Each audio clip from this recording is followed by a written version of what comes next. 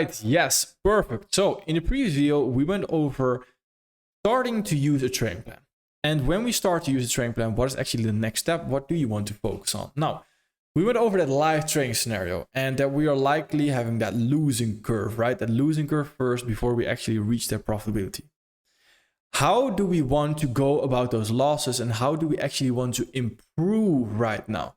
So this is maintaining, but this is also mainly improving because you can't, again, if we take those losses first, then of course we need to improve. We need to improve and avoid those mistakes that we made, potentially mistakes, and avoid them the next time. And when we avoid them the next time, that is actually when we improve, of course. Now, to actually improve, we need to first understand that we need to take a trade.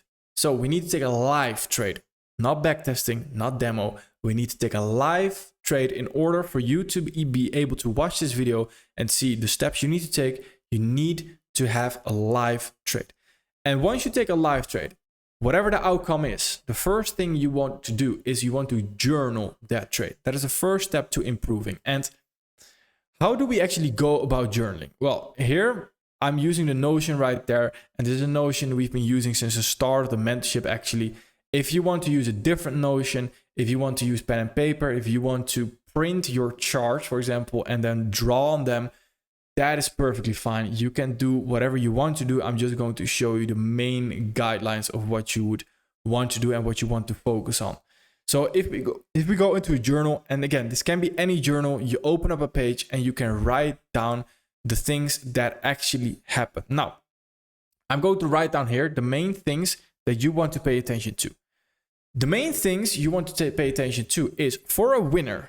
So we take a winning trade is where you now want to pay attention. All right, did I actually stick to my training plan? Because usually the thing is, and the stereotype is when we take a loss, we automatically assume that we made a mistake somewhere. And when we take a winner, we automatically assume that we did great. Whilst when we take a winner, we could have very well also made a mistake where we didn't stick to our training plan. We did something impulsive in our risk management, for example. And you might think, wow, but doesn't matter, right? We took a winner. Why not be happy with that winner? And yes, I agree with you. We can be happy with that winner. But if we allow that unhealthy habit, because the reason why we, for example, had an impulsive trade and we entered early, and if we then hit take profit, that winner, that impulsive action gets justified. As in, your mind right now says, hey, that impulsive was good because it led you to a winner. So that becomes an unhealthy habit. That is not what we want to do. That is what we want to avoid, right? So to avoid building those unhealthy habits, we need to be brutally honest with ourselves. Well, we took a winner. Did we actually stick to our training plan? Was it actually a good trade? We didn't mess up anywhere. All right, we can allow ourselves to be happy with the winner right there. Perfect. Now, did we have any psychology error and did we have any technical error? That is the main thing you want to go over as well. Psychology error and your technical error. Right there. And technical error. Then for your break even, you essentially want to do the same. Now for your break even, the question is more so going to rise as well.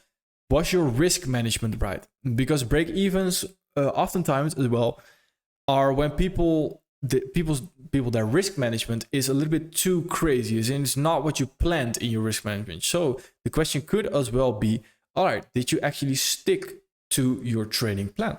And if you didn't, why didn't you stick to your trading plan? What was the rule you didn't actually stick to, etc.? How can we improve on that for the next time? We need to be aware of the mistakes we actually make right there. If we take a break even, just for the sake, we stick to our trading plan and we just took a break even, then we still journal it, but it doesn't have to be a mistake, right? Break even, same as losses. When you take a loss or you take a break even, doesn't necessarily have to be a mistake. Which lead me to losses. And losses is a very interesting topic because losses, like we mentioned, automatically assumes, or the stereotype is, loss is bad. As in, loss, you did something bad, you did something wrong. Loss is also often, of course, assigned to the color red, bad, loss, bad. We have that stereotype in our mind. Our mindset is, well, you could argue, is wrong. We are programmed the wrong way in that particular situation. And let me explain why. Because losing in trading, and the reason why we go against human nature in trading, is because, again, losing is bad, red is bad. Losing is not necessarily bad, as in you did not necessarily do anything wrong if you take a loss. So the first question you would ask yourself when you take a loss is, all right, was there actually a psychology error? Was there a technical error? If there was a psychology error, okay, we can improve on that.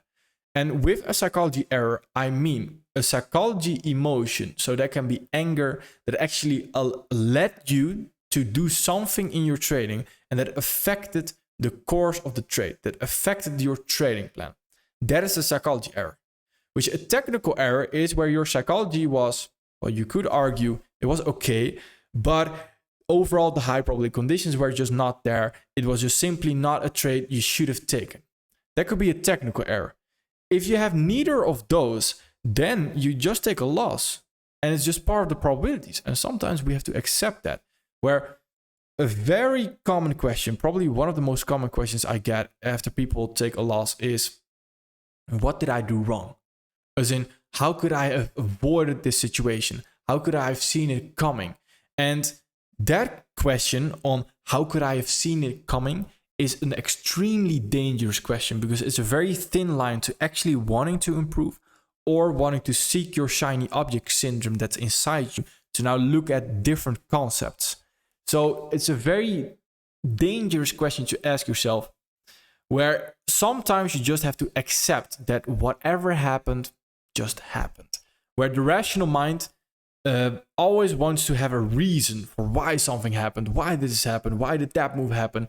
That is something we need to learn to let go. And once I learned to let that go, I became a lot more at ease with the market as well. And I truly saw more profitability, as in the losses didn't affect me that much because I knew a winner was also around the corner. So it was just probabilities playing out. And that is understanding the basics again. It's all probabilities. It doesn't necessarily have to be a reason behind anything. And that is why I do think smart money concepts overall and a certain concept we use and the reason why we use it, for example, an algorithm, can be very dangerous. Because if we understand an algorithm and we understand that algorithm right there does something the same, and it is an algorithm, meaning that, as in, if there is an algorithm, then it should be 100% right, because whatever the algorithm is going to do, it's going to do. As in, the algorithm doesn't make mistakes. So if we know the algorithm, then we also don't make any mistakes. So the reason why we trade and the reason on how we view the market right there can also be dangerous to our trading psychology, where a lot of people in this space, in the smart money concept space, where they believe in an algorithm, that is exactly what they're dealing with. They are dealing with, once they take a loss, I have done something wrong because I don't understand the algorithm. So what do? I refer to the creator, quote unquote creator of the algorithm, to ask, hey, what did I do wrong? Because I clearly did something wrong because I don't have a 100% win rate. That is the deep psychology thought, the unconscious thought that people have in this industry. And that is a very dangerous thought. So I prefer for you to just let go after a loss and say, all right, I took a loss, perfect. Of course, if it's not a psychology error or technical error. Now, what I do tend to do is after I take a loss, I like to review the trade, maybe give it some time. And after I like to review the trade and to ask myself, all right, was this true high probability? Was this true high probability where I want to trade in? Or was it actually a little bit low probability? Where there's some signs that I could see this is not ideally where you want to be participating in. If that is the case, all right, then I add that and I add that to my journal, but I add it to my experience. I do not do anything with it. As in, I do not obsess about it. I do not stress about it. That is something I add to the experience. And the next time when I see it, I will think twice before I take that trade. And I might lower my risk a little bit before I actually take that trade. So approaching those losses, winners, break evens, they need to be taken serious, whatever trade outcome you might have. Not only losses needs to get taken serious. When a loss is a loss because you stick to the trading plan and the probabilities are playing out, I would argue that is way less serious than a win where you did not stick to the training plan. That is something you need to address straight away. So that is how you journal, and that is very important to understand. So answering those questions, not necessarily from my experience. Yes, you can add your chart annotations, as in this happened, etc., and we understand overall. Seeing the chart, why we took the trade, can help, and will also add to that experience, seeing charts over and over and over. But the main questions are the questions we had right there: psychology error, technical error. Did we do something wrong? If not, all right, can we look to improve something? If not, perfectly fine. We just had that trade outcome. We need to learn to accept the probabilities. Then journaling is, again, the first step to actually improving. Now, after journaling, you will notice that the more trades you take, of course, you're going to gather data. And this happens automatically, basically, because, well, you, of course, need to be aware of the data, but this basically happens automatically because if you take a trade, you automatically gather data over a longer period of time. And that is actually data what we want to use, where backtesting data, etc., it's not that interesting. It's really not that crazy, and we don't necessarily want to use it. Live trading data, though, that is quite interesting, where we have a trading plan and we are gathering data. Our journal allows us to actually add on to the experience, to increase our win rate overall, increase our RR, etc., to add to the intuition part, the experience part of our trading plan, 20%, remember? Where the data, the 80% mechanical part, is where that can allow us, all right, to potentially improve on the mechanical part. So for your data, if we go to the data section here in the Notion right there, then for your data, we have Scalp model. Again, this is where you can fill in your own things. I added this one just for example's sake, and how it works, you can experiment with it, etc. Now, once you take a trade, you fill in where you take a trade, when you took a trade, etc. You fill all the things in that you want to actually pay attention to. So if you, for example, want to pay attention to, hey, how did this ST get formed? Did it have an overlapping fair value gap? That is, for example, one interesting topic that I'm really paying attention to currently, actually in my current trading. How is the sharp turn forming? How can we view the sharp turn and see if it's higher probability than another sharp turn? If I see that overall an ugly ST where we don't have the fair value gaps overlapping, for example, always leads to me losing the trade, then I simply avoid the ugly ST. And now I have made a mechanical rule where I only focus on clean STs, clean sharp turns, for example. So that is how you could approach that data right there. With data, you always want to make sure that you have enough sample sizes. As in, it's not after 5 trades where you think, all right, let me now throw everything around and let me now incorporate just an ST without trading ST plus RE, for example. No, you need a lot of trades to actually see, can I actually change something? General rule of thumb, 50 trades. 50 trades minimum to actually see, can I change something mechanically in my trading plan? Because mechanically changing something in your trading plan leads to also consequences, right? Because it changed your trading plan. And we know changing our trading plan is very dangerous, because that is also why we need to stick to the same trading plan, because not sticking to the same trading plan can lead to us, again, needing to understand a whole new trading plan, where if we then take loss and we mess up the trading plan we already had, that can be detrimental, can lead to drawdown, blown accounts, etc. So be careful with trying to change your trading plan mechanically right there, because mechanically, that is going to have a lot of impact, where experience can only be good. Mechanically changing a trading plan can be good, but it's more so, I would say, 80% of the time detrimental. So be aware of that as well. When there's no reason to change sometimes there's simply no reason to change as well. Very important. Well, I would love to remind you as well that the best hedge funds in the world don't achieve the percentage that you think they achieve. As in, a lot of people think to be a great trader, you need to make 1,000% a year. That is absolutely an absurd profit percentage, where 100% is already considered absolutely crazy. If you can do that consistently, there are millions of people willing to trade your money. Millions of billionaires well, there are not millions of billionaires, but a lot of billionaires, a lot of millionaires that want to give you their money because they're like, whoa, this guy can do something very good. And there's a reason why hedge funds usually do around 12, 50%, 15, not 50, 12 to 15% in a year. And they just beat the S&P, which on average, over what is it, last 10 years around that time, or maybe even longer than that, does 8% a year, around that number. Again, not very specific, but around that number right there. And they just beat the market. They call that beating the market. Where if you're above that, just know you are beating the best hedge funds in the world, who have the best equipment, who have the best things, the best knowledge as well. So keep that in mind, that when you are making 20% in a year, 30% in a year, you are doing extremely good. So don't let other people that might not even be profitable on social media tell you, oh, you're not doing good because I made 100% and I flipped this account. All right. Thank you, keyboard warrior. And move on. Now, the thing right there is very important to understand as well. It leads me back to the reason we always want to focus on making 10,000 on a million account. That's the analogy I like to use, where we don't want to make from 10,000 and turn it into a million. No, we want to make 10,000 on a million account consistently. And that is our goal. So we let the capital do the heavy lifting, as we call it.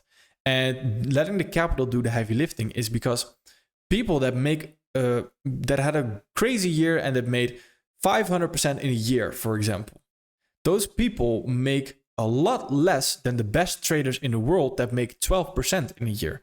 Simply because the 12% traders that make 12% in a year have the capital. They let the capital do the heavy lifting, where 500% on a lot of capital is just extremely unreasonable, and it's also not a great idea, as in you don't want to risk that much for your investors, for whatever you may trade with, your personal account, etc.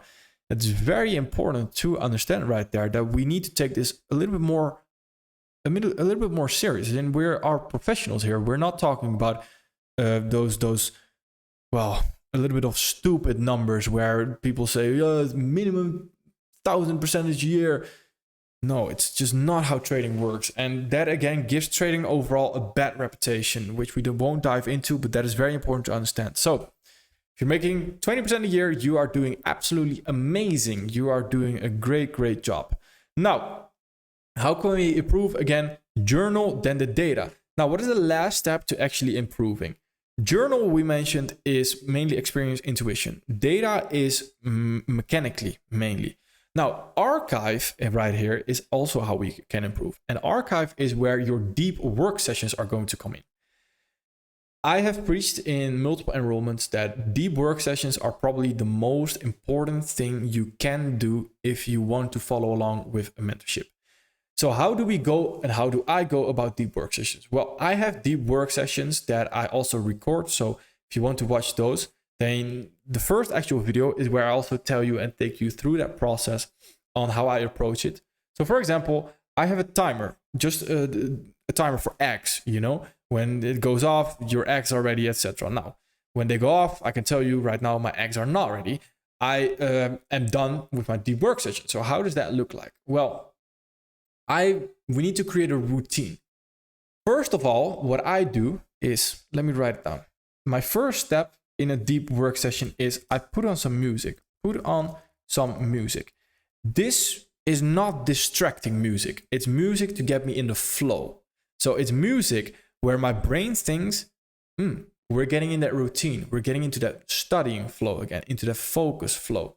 Then the next thing to understand is, all right, the deep work session, I want a timer. So mainly an hour. Sometimes, again, the timer is not that relevant. If I have a lot of time, then I like to also do deep work sessions without any timer. So I just go with the flow and I see whenever I feel like stopping, I just stop. Then those are the main steps. And then I dive into my chart without any distractions. So I don't have a video on the side. I just have clear music that doesn't distract me. Now, when I say music that doesn't distract me, I am talking about Baroque music. And correct me if I'm not spelling it correctly, but Baroque music right there, it's sort of like this classical music that allows you to focus a little bit better as well, from my experience. And that is what I like to do. Where if I do, for example, some hip hop or songs that I like in the form of hip hop, then I tend to sing along, where I'm not focused on what I need to do, what I need to focus on actually. So that is what I like to do. Of course, you can also not do it without music. Music can act as a trigger. The timer can act as a trigger where your body, your mind knows, all right, we are going into that focus state again. We want to achieve a flow state. And a flow state is what you can also just simply Google flow state, and it will give you great recommendations as well. And how I achieve a flow state is through putting on music, through that timer right there, and then having a topic.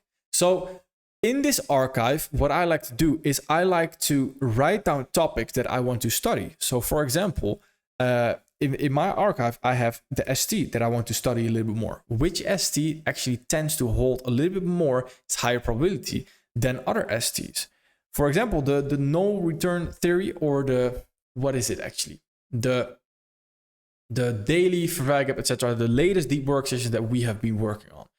And that is a topic that came to me after making breakdowns, after making forecasts, etc., where I thought, I want to create a deep work session on this because I see it quite often. And then I do a deep work session on it.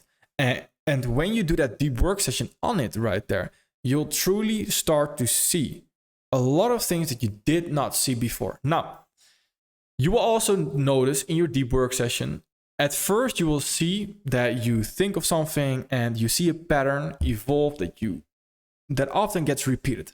Then from my experience, I get a little bit frustrated after a while because I am too long into my deep work session. After that, I need to get out and I need to let it process in my brain. Next day, next week, I do it again, and then it will all make sense again. So deep work sessions can again also be topics that we've already touched on. Candle science can be order flow.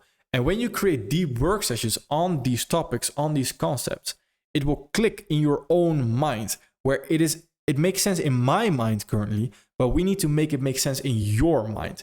And yes, that is through my explanation, but that's also through, well, setting your own mind to work, where we need to make those deep work sessions happen. So if you can, then I would highly advise, make some time in the weekend. Doesn't have to be every single day deep work session, but if you have some time, then please do deep work sessions. Pick a topic that you want to study.